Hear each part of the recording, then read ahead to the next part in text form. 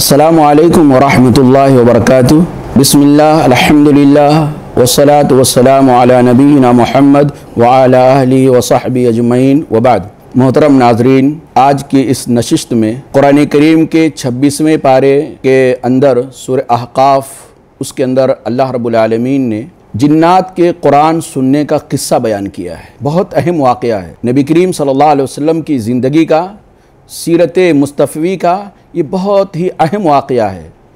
अल्लाह के नबी सल्लल्लाहु अलैहि वसल्लम के दौरे मक्की का ये वाक़या है। आप सल्लल्लाहु अलैहि वसल्लम लोगों को समझा रहे थे, दुश्मनान को, मुशरिकीन को, कुफ़ार को, कुरैश को इस बात की दावत दे रहे थे कि अल्लाह ताला ने मुझे नबी बनाया है, एक अल्लाह पर ईमान ले आओ, कलमा पढ़ लो, ला इलाहा इल्लल्लाह मुहम्मद रसूलुल्लाह, कुरान करीम की बातें सुनो, हिदायत पर रहोगे। लेकिन लोग मान नहीं रहे थे, कभी गाली दे रहे थे, कभी पत्थर फेंक रहे थे, कभी कांटा बिछा रहे थे, तरह तरह से अल्लाह के नबी सल्लल्लाहु अलैहि वसल्लम को सता रहे थे। यानी ज़्यादातर मुफस्सिरीन ने इस वाक़े का जो शान नुज़ूल बयान फरमाया है, या जो इस वाक़े का वक्त बताया है नुज़ूल का, वो ताइफ के सफ़र के आसपास का वाक़या है। यानी बिल्कुल ऐसे नाजुक तरीन मौके की बात है जब आप सल्लल्लाहु अलैहि वसल्लम की बातों को मक्का के लोग सुनने से इनकार कर दिए थे। ऐसा लग रहा था कि अब मक्का का कोई भी फर्द आप सल्लल्लाहु अलैहि वसल्लम की बात को सुनने के लिए तैयार नहीं होगा। और इसी अपनी बात को सुनाने की मकसद से अल्लाह के नबी सल्लल्लाहु अलैहि वसल्लम ताइफ का सफ़र किए थे, और वहाँ भी नतीजा जो हुआ था हमारे सामने है। बहरहाल अल्लाह के नबी सल्लल्लाहु अलैहि वसल्लम के ज़िंदगी के अहम वाक़े को तारीख़ निगारों ने, मुफस्सिरीन ने बयान किया है कि अल्लाह के नबी सल्लल्लाहु अलैहि वसल्लम की बिअसत से पहले जिन्नात के लिए आसमानी खबरें सुनने का आम रवाज था, कोई बंदिश वंदिश ज़्यादा नहीं थी। लेकिन जब अल्लाह के नबी सल्लल्लाहु अलैहि वसल्लम पर कुरान करीम का नुज़ूल होना शुरू हुआ और जिब्रील अलैहिस्सलाम आखिरी वही यानी आखिरी शरीयत मोहम्मद रसूलुल्लाह सल्लल्लाहु अलैहि वसल्लम की बुनियाद डालते हैं, पहली बार जब वही आती है तो अल्लाह रब्बुल आलमीन ने जिन्नात से आसमानी खबरों को सुनने में रुकावट पैदा कर दिया और शिहाब साकिब लगा दिया कि जो भी जिन्नात आसमान की बातें सुनता उसके ऊपर शिहाब साकिब ठूटता और वो जला के भस्म कर देता। ये जिन्नात आपस में डिस्कस करने लगे, मशवरा करने लगे कि बात क्या है।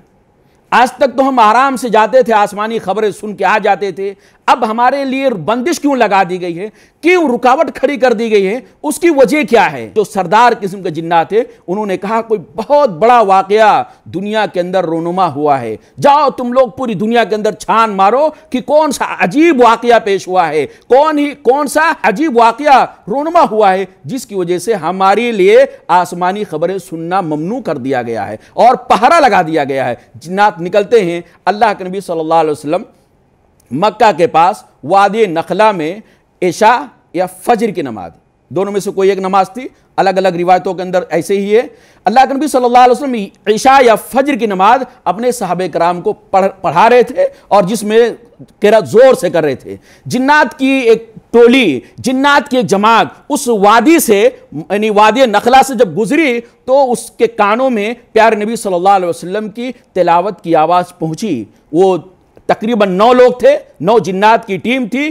वो नबी करीम सल्लल्लाहु अलैहि वसल्लम के पास पहुंचते हैं और आपस में कहते हैं अनसितू, खामोश हो जाओ, खामोश हो जाओ। ये असल वाकया है की वजह से आसमानी खबरें हमारे लिए सुनने में रुकावट खड़ी कर दी। इस वाकये की वजह से हुआ है, ये नबी है। और उन लोगों ने कहा गौर से मोहम्मद की बात सुनो।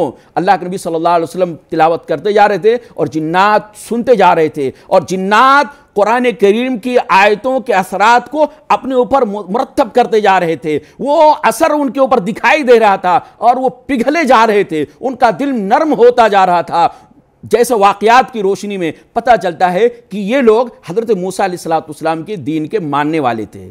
यानी ये लोग कौन थे? यहूदी थे जिन्नात, मूसा अलैहिस्सलाम पर ईमान रखे थे। जब इन लोगों ने नबी करीम सल्लल्लाहु अलैहि वसल्लम की तिलावत को मुकम्मल सुना, ये लोग अपने इलाके में गए और अपने इलाके के लोगों को जमा किया, अपने गांव या बस्ती वालों को जमा किया और कहा देखो इन्ना समीना कुरानन अजबा, आज हम लोग एक कुरान सुनकर आए हैं और बड़ा अजीब कलाम है, वैसा कलाम आज तक हम लोगों ने सुना ही नहीं।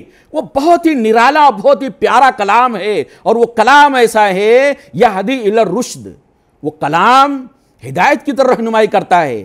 زندگی کے ہر فیلڈ میں کیا صحیح ہے، کیا غلط ہے، کیا باطل ہے، کیا حق ہے، یہ رہنمائی کرتا ہے، اور ہم لوگ تو اس کے اوپر ایمان لے آئے ہیں۔ جنات کے جو 9 افراد گئے تھے، یہ لوگ کہنے لگے ہم تو اس قرآن کو سن کر کے ایمان لے آئے ہیں، ہم اپنے رب کے ساتھ کسی کو شریک نہیں کریں گے، لہذا اے میری بستی کے لوگوں سنو، یہدی الی الرشد، ہدایت کی طرف رہنمائی کرتا ہے، یہدی الی الحق، صحیح عقیدہ کیا ہے، صحیح عمل کیا ہے، صحیح کریکٹر کیا ہے، یہ پورا کا پورا صحیح طور سے اس قرآن کریم کے ذریعے سے رہنمائی ملتی ہے۔ الی طریق مستقیم، اور عمل کے اعتبار سے کون سا عمل بہتر ہے، کس عمل کو کر کے ہم اللہ تعالیٰ سے قریب ہو سکتے ہیں، یہ قرآن ہم کو بتاتا ہے۔ لہذا اے میری قوم کے لوگوں، اجیبو داعی اللہ، اللہ کے نبی کی بات، اللہ کی طرف بلانے والے کی بات، محمد صلی اللہ علیہ وسلم کی بات مان لو، اور تم لوگ بھی ایمان لے آؤ، اسی میں نجات ہے، اسی میں بھلائی ہے، اور تقریباً سارے بستی والے یہ مسلمان ہو جاتے ہیں۔ یہ اس وقت کا واقعہ، یہ پورا کا پورا ہو گیا۔ جنات آئے، آپ صلی اللہ علیہ وسلم تلاوت کر رہے تھے، جنات سنے، اس کا اثر قبول کیے، اپنے بستی میں گئے، لوگوں کو ڈرایا، ان لوگوں کے اوپر بھی قرآن کریم کا اثر پڑا، ان کے دعوت کا اثر پڑا، یہ سارا کا سارا ہو گیا۔ لیکن ہمارے نبی صلی اللہ علیہ وسلم کو خبر نہیں۔ اللہ کے نبی صلی اللہ علیہ وسلم کو کیا پتا، کیونکہ جنات کو تو کوئی دیکھ نہیں سکتا ہے، جنات ہم کو دیکھتے ہیں لیکن ہم جنات کو نہیں دیکھ پاتے ہیں۔ اللہ کے نبی صلی اللہ علیہ وسلم پر بعد میں وحی کے ذریعے سے اللہ تعالیٰ نے آپ کو بتایا کہ اے محمد صلی اللہ علیہ وسلم، آپ جب فلاں جگہ قرآن کی تلاوت کر رہے تھے تو جنات کا ٹولہ یا جنات کی ایک جماعت ہم نے آپ کی طرف پھیر دیا تھا، اور وہ قرآن سنے اور قرآن سن کر کے اس کا اثر قبول کیے، ایمان لے آئے ہیں۔ یہ در حقیقت پیارے نبی صلی اللہ علیہ وسلم کو بہت بڑی تسلی تھی، بہت بڑا اللہ کے نبی صلی اللہ علیہ وسلم کی ہمت افزائی تھی کہ اے محمد صلی اللہ علیہ وسلم، آپ کو مایوس ہونے کی ضرورت نہیں ہے، آپ کو رنجیدہ اور فکر مند ہونے کی ضرورت نہیں ہے، آپ کو یہ سوچ کر کے اتنی محنت کر رہا ہوں، میری محنت کا کوئی رزلٹ نہیں نکل رہا ہے، اس کے بدلے میں میری دعوت کو ماننے کے بجائے لوگ میرے اوپر پتھر پھینک رہے ہیں، میرے اوپر کوڑے ڈال رہے ہیں، میرے اوپر کانٹے پھینک رہے ہیں، تو اس میں آپ کو زیادہ فکر مند ہونے کی ضرورت نہیں۔ اگر مکہ کے باشندے آپ کی بات نہیں سنتے، طائف کے سردار اگر آپ کی بات نہیں سنتے، تو آپ کی باتوں کو سننے کے لیے اللہ نے جنات مقرر کر دیا ہے، اور جنات آپ کی باتیں سننے، جن کو آپ نے سنایا نہیں ان لوگوں نے بذات خود سن لیا ہے، تو اللہ کے نبی صلی اللہ علیہ وسلم کو تسلی مل رہا ہے۔ تو یہ جنات کے قرآن سننے کا جو قصہ اللہ رب العالمین بیان فرمایا ہے، اس کے اندر 2 اہم نقطے اور 2 اہم سبق ہے۔ نمبر 1 یہ کہ اللہ رب العالمین نے جتنے بھی انبیاء کرام کو بھیجا ہے وہ سارے کے سارے انسان تھے، جنات میں دائی تھے، مبلغ تھے، نصیحت کرنے والے تھے، اور آج بھی ہیں، ان کو سمجھانے والے ہیں، قرآن پڑھ کر کے ان کے معنی اور مفاہیم کو سمجھا کے ان کو نصیحت کرنے والے پہلے بھی تھے، آج بھی ہیں۔ لیکن اللہ کے نبی صلی اللہ علیہ وسلم کی حدیثوں سے اور قرآن کریم کی آیتوں سے اس بات کی صراحت ہوتی ہے کہ اللہ رب العالمین نے صرف انسان کے مردوں ہی کو نبی بنایا ہے، نہ انسان کی کسی عورت کو نبی بنایا ہے، اور نہ ہی اللہ رب العالمین نے کسی جنات میں سے کسی کو نبی بنایا ہے۔ یہ نبی صرف انسانوں میں سے ہوا ہے، جنات میں سے کوئی نبی نہیں ہوا ہے۔ دوسری چیز یہ شریعت کے معاملے میں، ہدایت کے معاملے میں، اللہ رب العالمین کے سیدھے راستے پہ چلنے کے معاملے میں، حق باطل کیا ہے یہ جاننے کے معاملے میں، جنات انسانی نبی کے شریعت کے مکلف ہیں اور اس کے پابند ہیں۔ یعنی جیسا محمد صلی اللہ علیہ وسلم کریں گے، جیسا موسیٰ علیہ السلام کریں گے، جتنے بھی انبیاء کرام ہیں، ہر زمانے کے جو نبی تھے اور ان کی جو تعلیمات تھی، ان تعلیمات کے مکلف اور پابند اس وقت کے جنات بھی تھے۔